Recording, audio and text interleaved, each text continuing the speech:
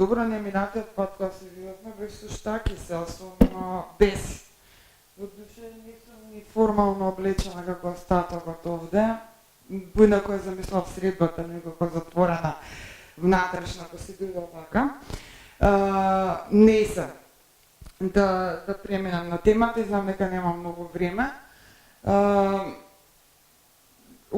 Темава, значи патот кон Европа и сега што понатаму во овој период од една година, на тоа прашање може да му се пристапи технички и да зборуваме за поглавја кои ќе се отварат и ќе преговараме и така натаму, и може да му се пристапи суштински на тоа прашање, значи да е тоа суштинско пределба или не.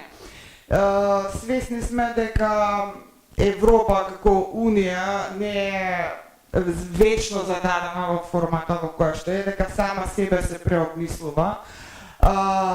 Многу јасно се сеќаваме дека Макрон пред неколку месеци даде изјава дека Унијата сака да промисли првен за самата себе си и за можностите од една подлабока внатрешна консолидација, па дури потоа да зборува за проширување, бидејќи тоа би ги поставило основите на новите форми на проширување, што е сосема разбирливо, така што мислам дека оваа така наречена одложена препорака е одложена и од тие причини, кои што погрешно, наведувачки на погрешен правец на размислување,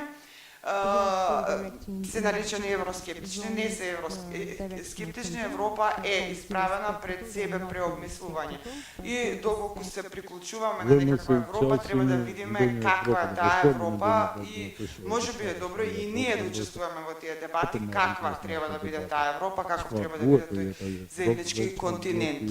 Конечно имаме Европска унија како структура, наднационална, но сепак во основа политичко-економска структура, да се изразам марксистички, политичко-економска, и го имаме овој континент, кој што е поради самата своја географија, поради заедничката историја и така натаму, осуден на тоа да живее како единствен, како континент. Во таа смисла, ова што неодамна се случи, историскиот договор што беше постигнат со Грција, јас го гледам како достигнување само по себе, нешто што е значено само по себе, а не како влог во евроинтеграциите. Најпрво мислам дека не би било принципиелно такво историско прашање и прашање на најпосле на само почит, прашањето на себе идентификација да се инструментализира во каква и да е краткорочна историска смисла. Заради тоа јас ова решение го поздравив како значајно и позитивно само по себе, а не во функција на евроинтеграциите, туку само по себе.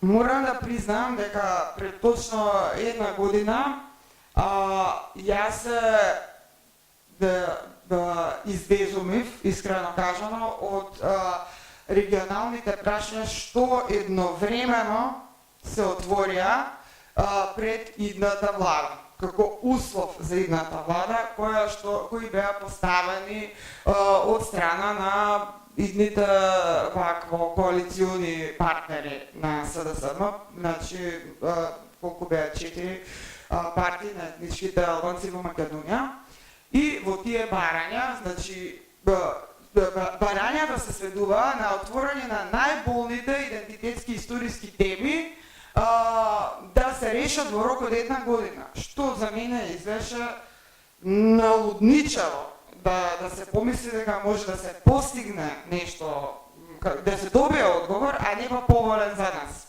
во рок од една година. Зачудувачки во рок од една година ние ги затворивме двете најболни прашања на, според мене, начин кој што е соодветен, како да кажем, кој што е поволен за Македонија. Според мене договорот со Бугарија сосема коректен, да, таму нотира тој договор некакви разлики околу историски прашања, но нотира и цивилизиран начин на разговарање околу тие разлики. Да не отварам сега пак болни идентитетски прашања, оди тоа во недоглед. Од друга страна, овој кој мене најмногу ме плашеше, што се отвара во иста година и мисля дека е невозможно да се затвори исто така на начин кој што за нас во оној дел во кој што сме засегнати е поволен. Ние тврдевме дека преговорите за името со Грција нас не загрижуваат од идентитетски аспект. Инсистирањето постојано на, не знам, овие пундитите наши, да речеме, овде со години, со децени наназад, дека идентитетот не е загрозен, дека не е никако загрозен, дека идентитет е интимна ментална состојба или психолошка состојба. Во тие убедувања нормално никогаш, барем јас лично никогаш не сум била уверена, никогаш не успеале да ме убедат. Нормално имам здрав разум, знам дека име на држава не може да ми смени идентитет, но знам дека имаше прашања кои директно го засега идентитетот. Со децении низ тие преговори. И сега кога се тврди дека е направено постигнување со тоа што е задржана придавката во описот на етносот и е задржано именувањето такво кој што е недопрено со право на сите можни преводи именувањето на јазикот, мене некој ме убедува дека тоа не е достигнување. Па според мене е огромно достигнување, затоа што јас на памет ги знам сите предлози, барем тие што се водат како официјални од Немец, и не знам за еден кај што не бил вклучен предлог за назив на името на јазикот. Или националноста. Кај што за придавката не се разговарало исто така. Ако придавката се загрози, тогаш се загрозува именувањето на етносот во преамбулата. Значи, да не заборавиме минатата година Коцијас 100 пати не подсети дека е најмала работа името на државата, дека други прашања имаме ние да разговараме. И дојде со едно куферче на тема придавки.